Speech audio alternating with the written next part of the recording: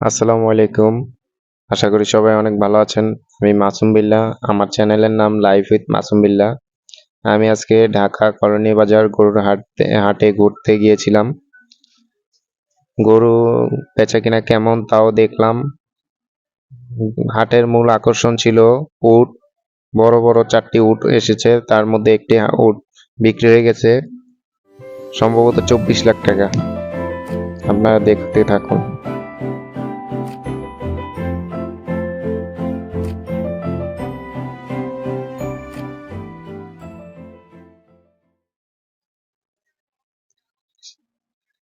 হাটের ভিতরে বিভিন্ন ধরনের গরু উঠেছে। গরু বড়, ছোট, মাঝারি সাইজের সব ধরনের গরু আছে।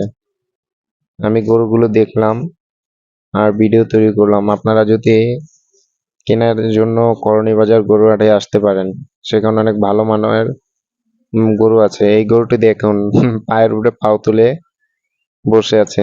নবাব, গরুদের মধ্যে নবাব আছে। আমার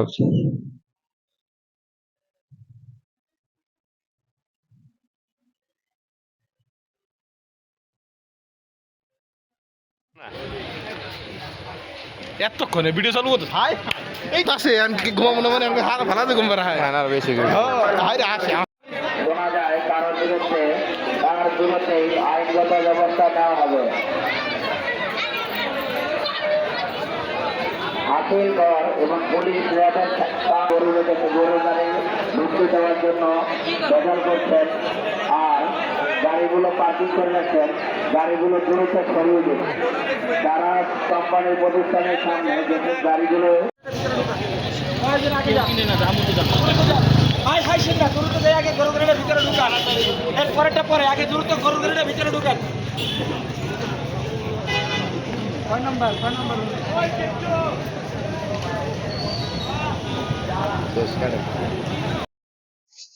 এই হাটের মূল আকর্ষণই উট 3টি।